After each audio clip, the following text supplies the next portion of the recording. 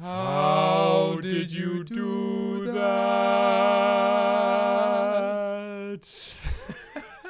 This week on How Did You Do That, we are going to take you to the forest. And this is another one of our new onboarding videos for the Great E-Course Adventure. And here we are helping you set up your adventure log. Now, Blair, is this a real forest or is this all pretend? Find out in a moment. Can you tell? Yeah, so this is a nice little video that we just recently created. And I'm going to play that, at least little parts of it, and then we'll chat about how we actually made this come to life. Dear Adventure Log, this whole e-course adventure business has been such a wild ride.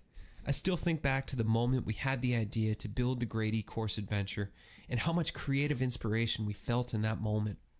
Never could I have imagined where we'd be today. I'm so grateful for this adventure log that I'm writing in now because it lets me track my creative journey every single time I build a new e-course and start a new project. This has been such a powerful tool for processing my thoughts, fleshing out ideas, and receiving critical creative feedback from our fellow adventurers in this community, as well as inspiring others coming up the mountain behind or beside me. I wish more e-course adventurers would use their adventure log. It's such a game changer. Oh, hey there. How long were you standing there for? I was just writing in my adventure log. I update it at least once or twice a week as we build our courses. It's the best for generating momentum on this wild and creative e-course journey. You know what? I'll stop what I'm doing here and show you how to set up your own adventure log. Come check this out. Now, first things first, you got to make sure you're in the Great E-Course.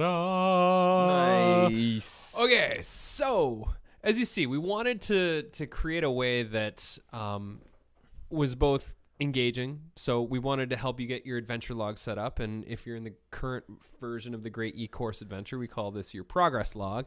And every course on the platform has its own adventure log. So we needed to teach you how to set that up. So I had the idea of me sitting there writing with the feather pen, and I brought this to Blair, and then Blair went like this. You and your ideas. And then he had a breakdown, and then he started making beeswax candles, and this was the result. Yeah, totally, right? So, Blair, how did we do that? Well,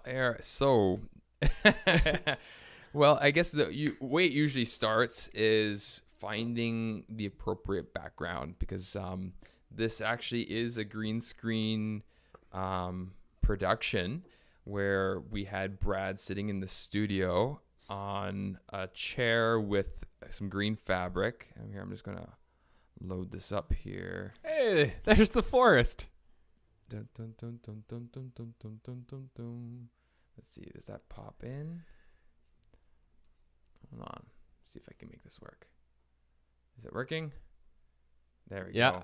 I see it showing up on YouTube Live. Yeah, there we go. So that is how we actually shot it. It's pretty, it's pretty hurting actually.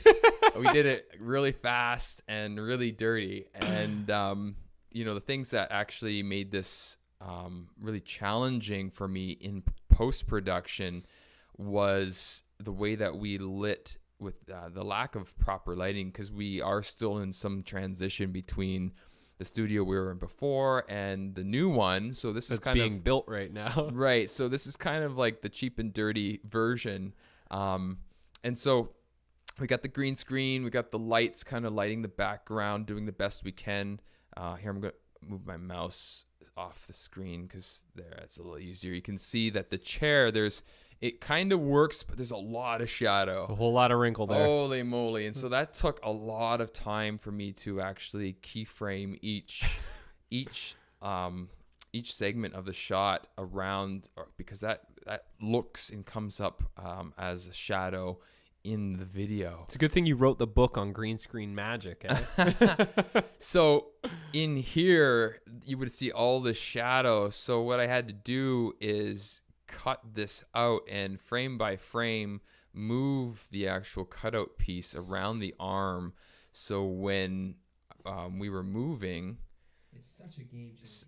I mean, right here, like when that arm was moving, Hey there. and the feather, I had to cut each part of that out around. And if you look really closely, you might be able to see some, but it turned out pretty good. That turned out amazing. Wow, I had no idea I put him through that. I know. It took a lot more time than it needed to. Any wonder you retired to become a beeswax candle maker. Oh man, right? If only, yeah. And that's where I stress like getting good equipment, a proper green screen. If I was to do that again, I wouldn't have used a chair. Here, where did I put we would have that? probably got a bench.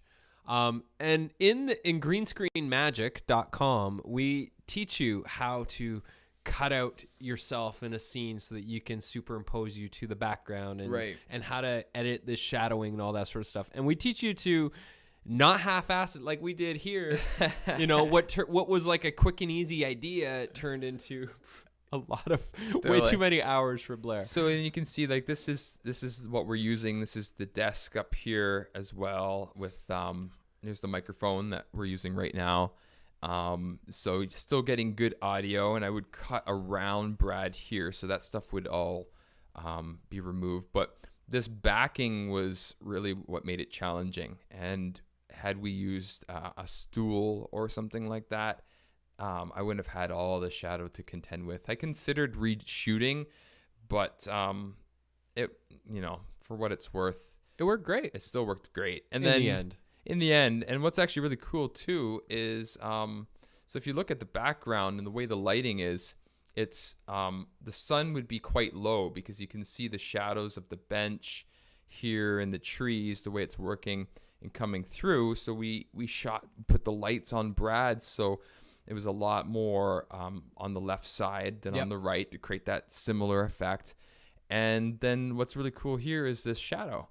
I love that. When I saw that, I was like, dude, you put in shadow. Yeah, and again, this is kind of like I said, the quick and dirty version. I could have done a lot more if I went into After Effects, but I didn't feel like it. So this is the Premiere Pro version of it.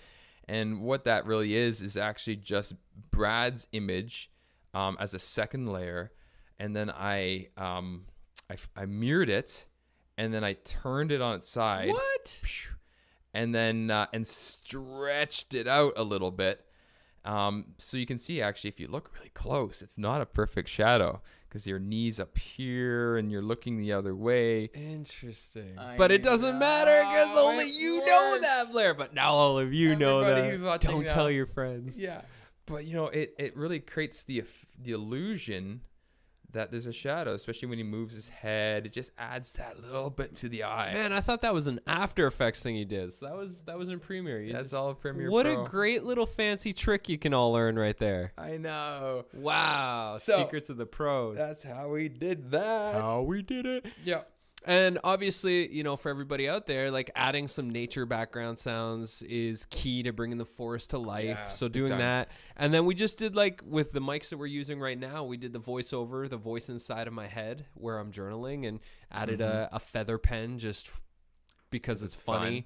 And then you also did like a little pan just to create a little bit of movement so Right. that the scene is Totally. more interesting than just a still shot. Yeah, that's actually a really cool effect as well to create a little bit of movement. Creates a little more interesting for the viewer. Yeah. So when I'm playing that here, you can see it's just slowly moving in. It's creating almost a sentimental effect.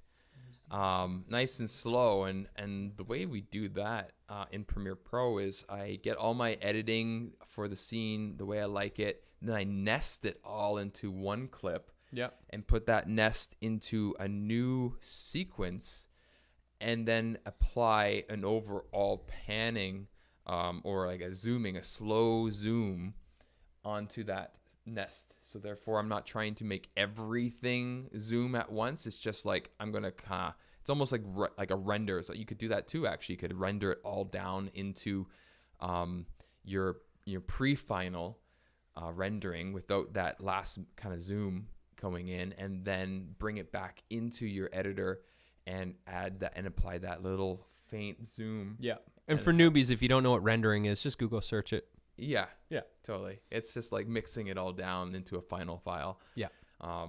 But yeah, I use the nesting feature for that, which is I use that quite often actually for a lot of things in Premiere. Well, this is great. For everybody out there, you've learned a few things on how to make things more real when using your green screen. Obviously, lighting and a smooth green screen are super key. That if you want to make yourself sit on a bench, you could just find a bench around your house and throw a green fabric over it, and presto, you've got me sitting on a bench here. I love the mirroring effect with the shadow. You've got the nature sounds, the voiceover, the little zoom effect. There's so many things that we did in that one little tiny 30-second scene that all bring that forest to life. So hopefully you learned something there.